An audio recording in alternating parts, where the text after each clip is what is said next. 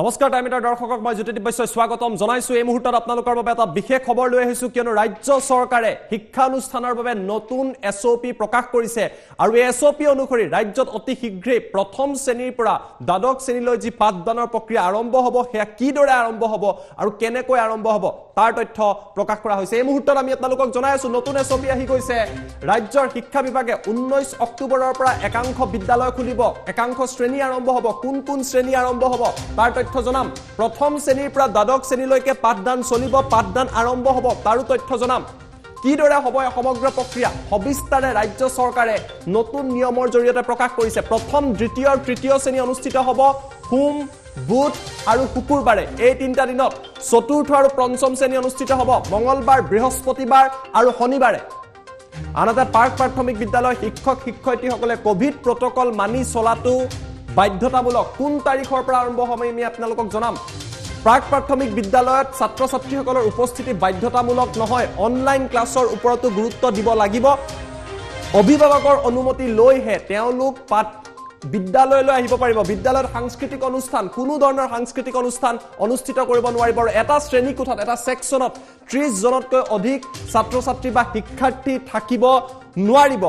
19 অক্টোবৰৰ পৰা এই বিদ্যালয়সমূহ খোলা হ'ব তাৰ তথ্য আমি আপোনালোকক জনাই আছো প্ৰথম শ্ৰেণীৰ পৰা দ্বাদশ শ্ৰেণীলৈ আৰম্ভ হ'ব আৰু তাৰ বাবে কেইবাটাও পদ্ধতিত ভাগ কৰি দিয়া হৈছে আমি দ্বিতীয়টো খবৰ এই মুহূৰ্তত আমি আপোনালোকৰ বাবে লৈ আহিছো আমি প্ৰথম শ্ৰেণীৰ কথা জনালো দ্বিতীয়টো খবৰ জনাইছো ষষ্ঠৰ পৰা অষ্টম শ্ৰেণীৰ বাবেও নতুন এছঅপি আছে এই শ্ৰেণীসমূহৰ বাবে কি আছে আমি আপোনালোকক জনাইছো সপ্তাহত তিনিটা দিনত পাঠদান কৰা হ'ব তিনিটা দিনত ভাগ কৰি দিয়া হৈছে কিদৰে ভাগ কৰা হৈছে ষষ্ঠ শ্ৰেণীৰ পাঠদান হ'ব সোমবাৰ বুধবাৰ শুকুৰবাৰে ইয়া ক্লাস 6 ৰ বাবে সপ্তম শ্ৰেণীৰ পাঠদান হ'ব মঙ্গলবাৰ বৃহস্পতিবাৰ আৰু শনিবাৰৰ বাবে আনহাতে অষ্টম শ্ৰেণীৰ পাঠদান হ'ব বুধবাৰ শুকুৰবাৰ আৰু শনিবাৰে তিনিটা দিনত ভাগ কৰি দিয়া হৈছে নতুন এছঅপি মতে অৱশ্যে শিক্ষাৰ্থীসকলৰ উপস্থিতি বাধ্যতামূলক নহয় আৰু অভিভাৱকৰ অনুমতি লৈহে কৰিব পাৰিব 30 জনতকৈ শিক্ষাৰ্থী থাকিব নোৱাৰিব সেই কথা উল্লেখ কৰা হৈছে 30 জনতকৈ অধিক শিক্ষাৰ্থী থাকিব নোৱাৰিব নৱমৰ পৰা দ্বাদশ শ্ৰেণীলৈ নতুন এছঅপি আহিছে নৱমৰ পৰা দ্বাদশ শ্ৰেণীৰ বাবে নতুন এছঅপি নৱম শ্ৰেণীৰ পাঠদান অক্টোবৰৰ 1 তাৰিখৰ পৰা আৰম্ভ হ'ব অক্টোবৰৰ 1 ৰ পৰা আৰম্ভ হ'ব একাদশ শ্ৰেণীৰ পাঠদান আৰম্ভ হ'ব 19 অক্টোবৰৰ পৰা ঠিক একেদৰে আন কেইবাটাও তথ্য আহিছে কি তথ্য আহিছে প্ৰতিদিনে অনুষ্ঠিত হ'ব পাঠদান তেওঁলোকৰ বাবে অৰ্থাৎ তেওঁলোকৰ বাবে তিনিটা দিনৰ নিয়ম দিয়া হোৱা নাই দশম শ্ৰেণীৰ পাঠদান অক্টোবৰৰ 20 তাৰিখৰ পৰা আৰম্ভ হ'ব আৰু দ্বাদশ শ্ৰেণীৰ পাঠদান 6 অক্টোবৰৰ পৰা আৰম্ভ হ'ব বুলি শিক্ষা বিভাগৰ এই এছঅপিত প্ৰকাশ কৰা হৈছে একমাত্ৰ দশম আৰু দ্বাদশ শ্ৰেণীৰ বাবেহে হোস্টেল খোলা থাকিব ছাত্ৰীবাগ আনসমূহৰ বাবে বন্ধ থাকিব কেৱল চূড়ান্ত বৰ্ষৰ বাবে খোলা থাকিব আৰু বিদ্যালয় বা কলেজত উপস্থিতি বাধ্যতামূলক নহয় এই আহিলে আমি আপোনালোকক জনালো তাৰ লগতে আন কেইবাটাও এছঅপি আহিছে ডিগ্ৰীৰ বাবে আহিছে আমি তৃতীয়টো খবৰ আপোনালোকৰ বাবে লৈ আহিম কলেজৰ বাবে আহিছে স্নাতকোত্তৰৰ বাবে আহিছে স্নাতক আৰু স্নাতকোত্তৰৰ বাবেও নতুন এছঅপি আহিছে কি কথা উল্লেখ কৰা হৈছে 1 অক্টোবৰৰ পৰা স্নাতকোত্তৰ আদিৰ পাঠদান আৰম্ভ হ'ব বুলি কোৱা হৈছে এই এছঅপি অনুসৰি হোস্টেলসমূহ একমাত্ৰ চূড়ান্ত বৰ্ষৰ ছাত্ৰ ছাত্ৰী সকলৰ বাবেহে খোলা থাকিব তাৰ লগতে আন কেইবাটা কথা কোৱা হৈছে আন কি বিষয়ৰ ওপৰত আলোচনা কৰা হৈছে আৰু এছঅপিত সবিশেষ কি আছে ইন ডিটেইল এই মুহূৰ্তত আমি আপোনালোকক দেখুৱাবলৈ চেষ্টা কৰিম আমাৰ লগত সম্পূৰ্ণ এছঅপি আহি পৰিছে এই মুহূৰ্তত আমি আপোনালোকক এই এছঅপিখন দেখুৱাই আছো এয়া প্ৰকাশ কৰা হৈছে শিক্ষা বিভাগৰ তৰফৰ পৰা য'ত তেওঁলোকে মূল কথাকেইটা উল্লেখ কৰিছে কি মূল কথা তেওঁলোকে উল্লেখ কৰিছে এই মুহূৰ্তত আমি আপোনালোকক দেখুৱাবলৈ চেষ্টা কৰিম য'ত মূল কথাটো উল্লেখ কৰা হৈছে আপোনালোকে যদি চাই considering the fact that COVID-19 positivity rate in Assam in the state of Assam is less than 1% during the last 15 days and also due to the fact the education department has already given permission of the reopening of class 12 and final year semester of degree colleges final year PG 6 September 2021 and 20 September 2021 respectively. Therefore, considering the improved scenario, the Gov in Education Department has decided reopening of the physical classes from class 1 to 8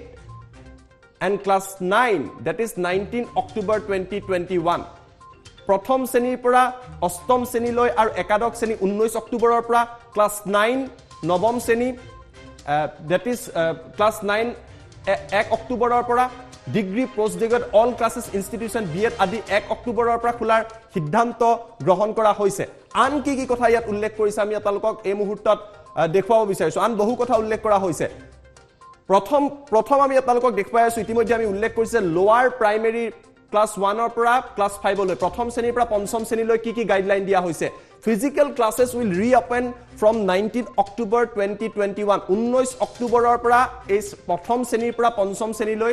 যিসমূহ শ্ৰেণী সেয়া আৰম্ভ হ'ব পাঠদান আৰম্ভ হ'ব দ্বিতীয়তে কোৱা হৈছে classes will be held for 3 days in a week for the classes from class to 5 সপ্তাহত 3 দিন প্ৰথমৰ পৰা পঞ্চম শ্ৰেণীলৈ শ্ৰেণী কোঠা বা পাঠদান অনুষ্ঠিত কৰা হ'ব তৃতীয়তে কোৱা হৈছে in respect of class 1 2 and 3 formal classes will be conducted on every Monday Wednesday and Friday প্ৰথম দ্বিতীয় আৰু তৃতীয় শ্ৰেণীৰ সপ্তাহত সোমবাৰ বুধবাৰ আৰু শুকুৰবাৰে অনুষ্ঠিত হ'ব তাৰ লগতে আন কি কথা কোৱা হৈছে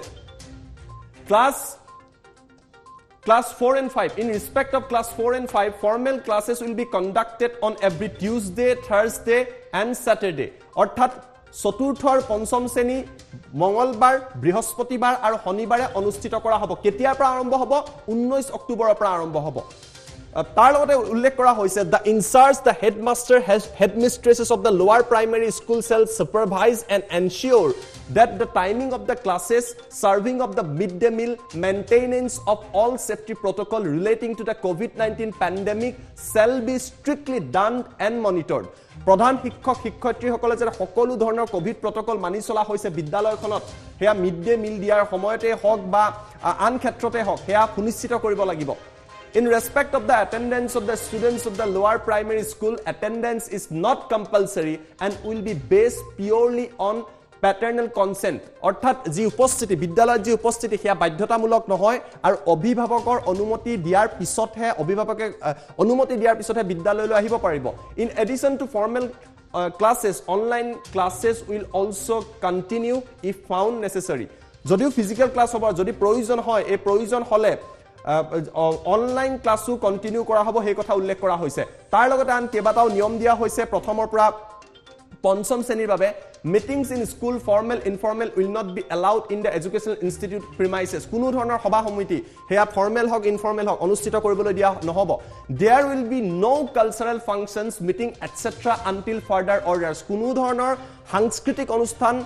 পৰৱৰ্তী নিৰ্দেশ নিদিয়ালৈকে অনুষ্ঠিত কৰিব নোৱাৰিব There should not be more than 30 students in a section. Head of the institute will access the required number of the section and open more section accordingly if required. 30 জনতকৈ অধিক ছাত্ৰ ছাত্ৰী এটা শ্ৰেণী কোঠা বা এটা সেকশনত থাকিব নোৱাৰিব এয়া আছিল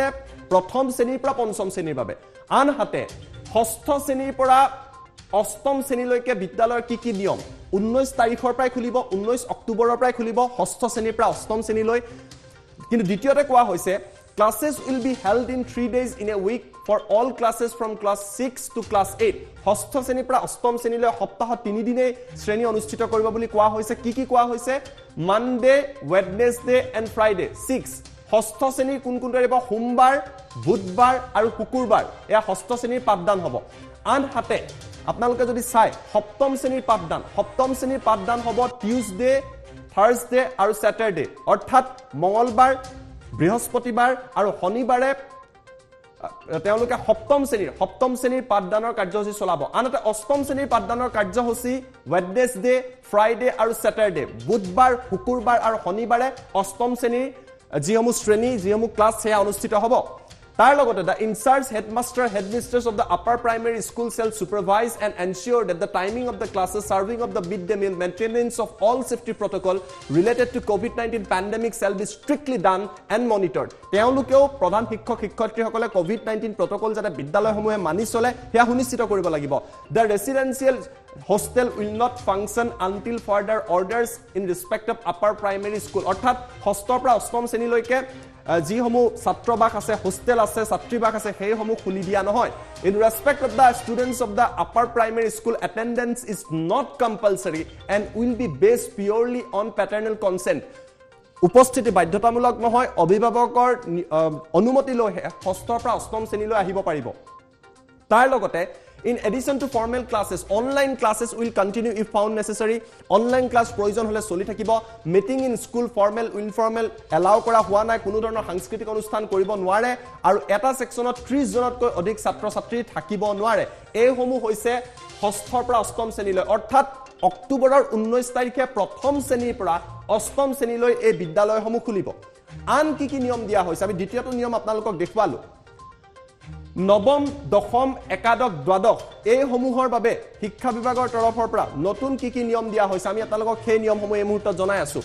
In respect of class 9, physical classes will start from 1st October 2021. নৱম শ্ৰেণীৰ বাবে 1 অক্টোবৰৰ পৰা আৰম্ভ হ'ব পাঠদানৰ প্ৰক্ৰিয়া For class 11, it will start from 19 October. একাদশ শ্ৰেণীৰ বাবে 19 অক্টোবৰৰ পৰা আৰম্ভ হ'ব আৰু ডে টু ডে বেচিছ প্ৰতিদিনে এই শ্ৰেণীসমূহ চলি যাব দ্বিতীয় কথা কি কোৱা হৈছে In respect of class 12 and 10, classes have already started 6th October and 20 October 2021 and it will continue on day-to-day basis. এই কথা উল্লেখ কৰা হৈছে The residential hostel will not function except final year students. যিসমূহ হোষ্টেল আছে একমাত্ৰ চূড়ান্ত বৰ্ষৰ ছাত্ৰ-ছাত্ৰী সকলৰ বাবে খোলা থাকিব যেনে দশম শ্ৰেণী দ্বাদশ শ্ৰেণী তেওঁলোকৰ বাবেহে হোষ্টেল খোলা থাকিব তাক বাদ দি আন শ্ৰেণীৰ বাবে হোষ্টেল খোলা নাথাকে হেয়া স্পষ্ট কৰি দিয়া হৈছে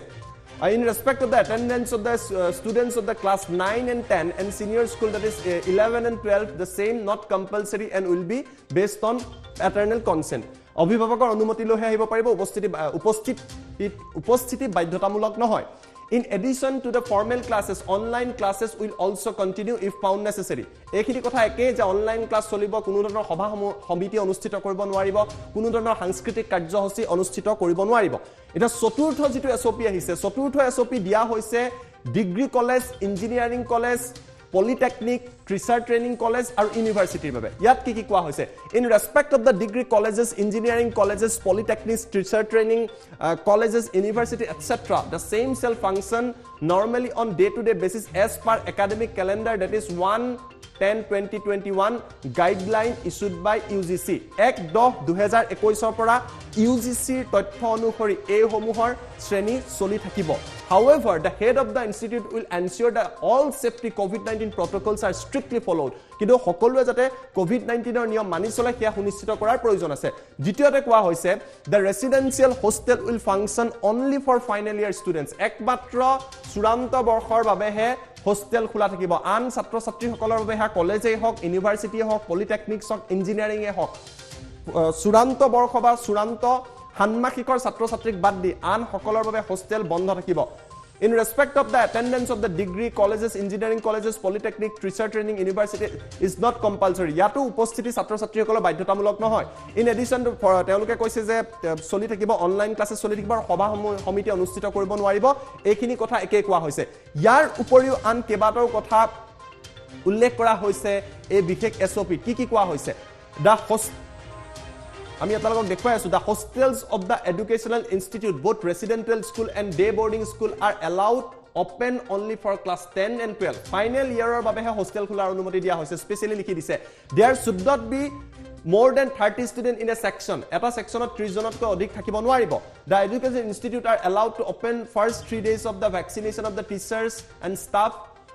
etc the physical classes shall October যি সকলে আছিল